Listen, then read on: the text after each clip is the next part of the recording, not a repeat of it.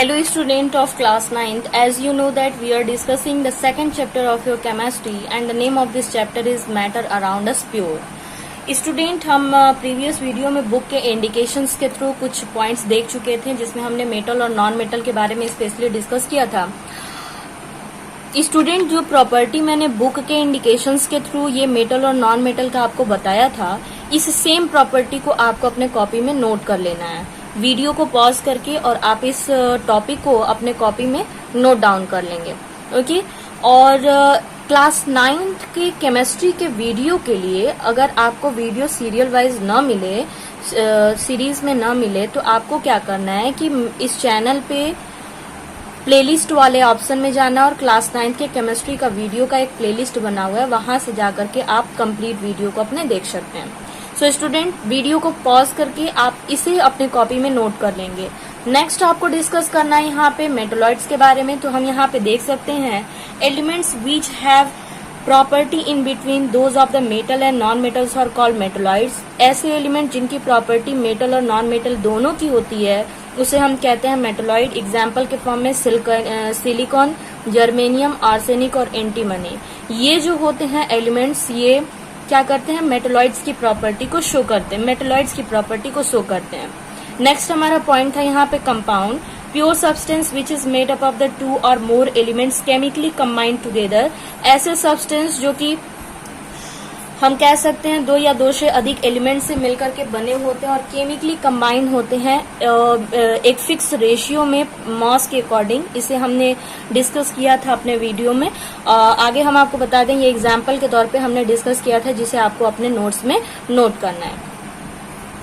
Student हमने आपसे कहा था कि हम कुछ इम्पोर्टेंट कंपाउंड्स के केमिकल फॉर्मूलेज को नोट करेंगे जिसे आपको लर्न करना होगा. तो ये कुछ इम्पोर्टेंट फॉर्मूले हैं जिसे आपको लर्न करना है और कुछ स्पेस आप अपने नोट्स में यहाँ पे छोड़ दीजिएगा जिसमें हम आगे और भी कुछ इम्पोर्टेंट जैसे ही हमें याद आए हम इसमें नोट डाउन कर सकें. नेक्स्ट हमारा पॉइंट जो था वो था प्रॉपर्टीज ऑफ कंपाउंड. और प्रॉपर्टीज ऑफ कंपाउंड में भी हमने बुक के इंडिकेशंस के थ्रू पढ़ लिया था. इसमें केवल हमें क्या करना है, आपको नोट्स बनाने के लिए मैं आपको ये वीडियो में अपना नोट्स दिखा रही हूँ, इसी के थ्रू आपको अपने कॉपी में भी नोट्स तैयार करना है. जैसे प्रॉपर्टीज ऑफ कंपाउंड्स के बारे में ये नोट्स तैयार है. फर्स्ट पॉइंट इसमें है a compound is always made up of the sum elements, same elements combined together in fix proportion. Second point chemical compound is result of the chemical change and its property are totally different from its compound.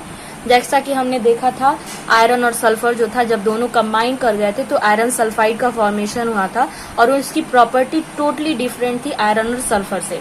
Next है component of compounds can not be separated by physical mean. Component of compound के component को हम physical mean के through इसे separate नहीं कर सकते हैं. नेक्स्ट हमारा पॉइंट है इसमें compound has the definite molecular formula has fix melting and boiling point, जिसे हमने वीडियो में डिस्कस किया हुआ था. नेक्स्ट हमारा पॉइंट जो हमें डिस्कस करना था वो है mixture. Matter which consist of two और more pure substance like elements and compound. यहाँ पे टू और मोर लिख लीजिएगा. प्योर सब्सटेंस एलिमेंट्स और कंपाउंड्स के जो बने होते हैं उसे हम मिक्सचर कहते हैं. Which are not chemically combined. ये केमिकली कंबाइंड नहीं होते हैं बट फिजिकली कंबाइंड होते हैं. एग्जाम्पल के तौर पे अगर हम sodium, iron, oxygen, nitrogen, fluorine और कॉपर को एक साथ रख दे तो ये मिक्सचर होगा, लेकिन ये क्या होगा, ये एलिमेंट्स का मिक्सचर होगा. अगर हम कंपाउंड्स के मिक्सचर की बात करें तो जैसे देखिए वाटर में हमने NaOH मिला दिया, वाटर में हमने सिलिका सैंड मिला दिया, वाटर में हमने शुगर मिला दिया, तो ये कंपाउंड्स का मिक्सचर हो गया.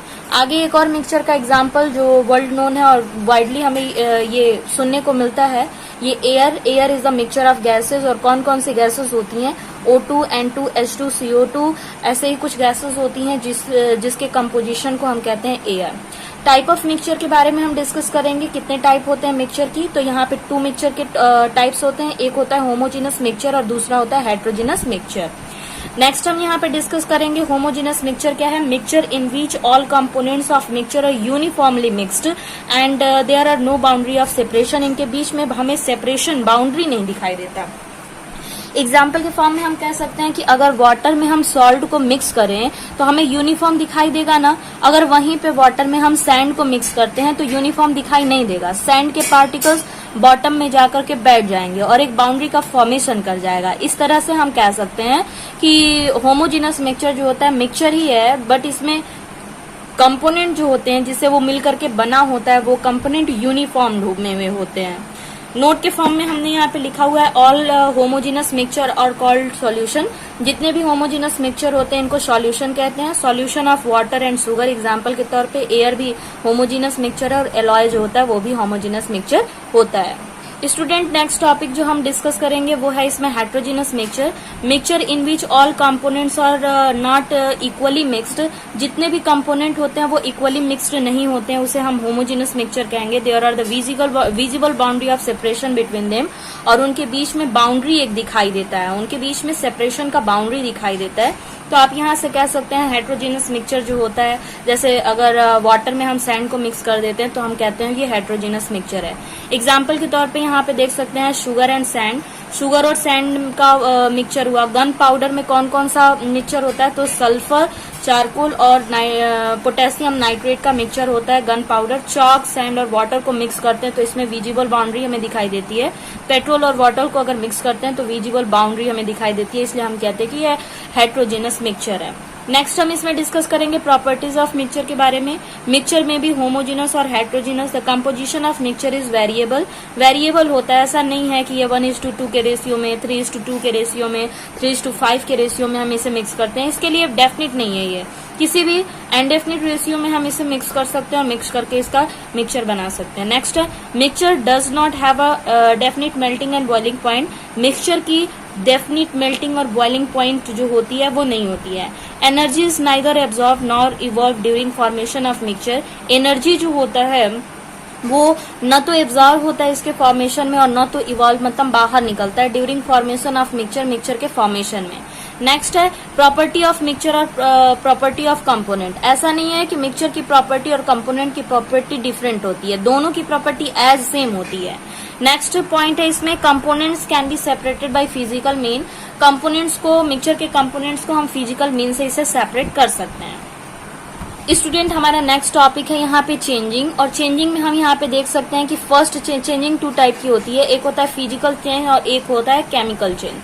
फिजिकल चेंज क्या होता है, change in which only physical property like physical state, मतलब सॉलिड से लिक्विड में कन्वर्ट हुआ, लिक्विड से गैस में हुआ, गैस से लिक्विड में हुआ और लिक्विड से सॉलिड में हुआ। केवल फिजिकल स्टेट में चेंजिंग होती है, शेप में चेंजिंग होती है या साइज में चेंजिंग होती है तो हम कहते हैं फिजिकल चेंजिंग हो रही है। इस चेंजिंग में कोई भी नया सब्सटेंस फॉर्म नहीं होता है, इसे हम कहते हैं फिजिकल चेंज। और ये चेंज जो होता है इसे टेम्पररी चेंज या फिर इजिली ये रिवर्स होता है, आसानी से इसे हम ओरिजिनल फॉर्म में फिर से कन्वर्ट कर सकते हैं। एग्जाम्पल के फॉर्म में हम इसमें देखें तो मेल्टिंग ऑफ आइस, जैसे बर्फ का पिघलना, बॉइलिंग ऑफ वाटर, वाटर का बॉइल होना, preparing of solution, solution prepare करना, breaking of glass tumbler. Glass tumbler को अगर हम ब्रेक डाउन करते हैं तो ग्लास ही रहता है बट वो छोटे छोटे पीसेस में क्या होता है, कन्वर्ट हो जाता है। तो यहाँ पे ग्लास का तो कंपोजिशन चेंज हुआ नहीं, हुआ क्या, उसके साइज जो थे वो चेंज हो गए, साइज हो गया टुकड़ों में बढ़ गया और पीसेस का फॉर्मेशन कर लिया। ग्लोइंग ऑफ इलेक्ट्रिक बल्ब, जैसे इलेक्ट्रिसिटी का सप्लाई बंद होता है तुरंत वो इलेक्ट्रिसिटी एज इट इज दिखाई देने लगता है, इसलिए हम यहाँ पे कह सकते हैं ग्लोइंग ऑफ इलेक्ट्रिक बल्ब जो है क्या है, ये फिजिकल चेंज है। नेक्स्ट हम यहाँ पे बात करेंगे केमिकल चेंजिंग के बारे में। Those changing in which the new substance और फॉर्म और कॉल केमिकल चेंजिंग। ऐसी चेंजिंग जिसमें न्यू सब्सटेंस जो होती है ये फॉर्म आउट होता है उसे हम कहते हैं केमिकल चेंजिंग। नोट के फॉर्म में हमने यहाँ पे लिखा है ये परमानेंट चेंजिंग होती है, इरिवर्सिबल, इसे वापस हम ओरिजिनल फॉर्म में कन्वर्ट नहीं कर सकते हैं। एग्जाम्पल के फॉर्म में हमने यहाँ पे लिया है burning of magnesium ribbon. Magnesium ribbon को अगर बर्न करते हैं तो ये केमिकल चेंजिंग होगा। Burning piece of paper, paper को अगर हम बर्न आउट करते हैं तो ये केमिकल चेंजिंग होगा। Rusting of iron chemical changing है। Formation of iron sulphide, burning of candle wax. इसमें जो सबसे इंपॉर्टेंट क्वेश्चन जो बार बार पूछा जाता है वो पूछा जाता है बर्निंग ऑफ कैंडल वैक्स। तो आपका आंसर होगा कि कैंडल वैक्स का जलना जो होता है ये केमिकल चेंज होता है। स्टूडेंट नेक्स्ट टॉपिक जो हमारा होगा, नेक्स्ट वीडियो में हम डिस्कस करेंगे मिक्सचर के बारे में। जो मिक्सचर होता है, मिक्सचर 2 टाइप्स के होते हैं, होमोजेनस और हेट्रोजेनस मिक्सचर। अभी तक हमने कंपाउंड्स और मिक्सचर के बारे में डिस्कस किया हुआ है। इसके साथ ही यहाँ पे क्वेश्चन पूछा जाता है केमिकल और फिजिकल चेंजिंग में डिफरेंस का क्वेश्चन, जो मोस्टली आपसे पूछा जाता है इस प्रॉपर्टी को, और इस पॉइंट को मैं आपको क्लियर बता दे रही हूँ। देखिए स्टूडेंट, यहाँ पे है difference between physical and chemical change. ये क्वेश्चन बार बार आपसे पूछा जाता है। The main points of difference in physical and chemical change are given below. Physical change or chemical change. Physical change brings about the change in physical property of substance such as physical state, shape, size. For example, ice melt and form water. ये state changing हुआ. Chemical change bring about the change in the chemical property of substance. For example, iron undergoes rusting to form the hydrated iron oxide. The chemical property of hydrated iron oxide are different from those of iron. इस तरीके से हम कह सकते हैं कि इसमें permanent changing हुआ. इसे वापस जब रस्टेड आयरन हो गया तो उसे वापस हम ओरिजिनल आयरन में कन्वर्ट नहीं कर सकते हैं. नेक्स्ट प्रॉपर्टी इसमें होगी फिजिकल चेंजिंग में. There is no changing in the chemical composition of the substance during the physical change. Physical change के दौरान जो होता है केमिकल कंपोजिशन में कोई चेंजिंग नहीं होती है. Thus both ice and steam have the same chemical composition.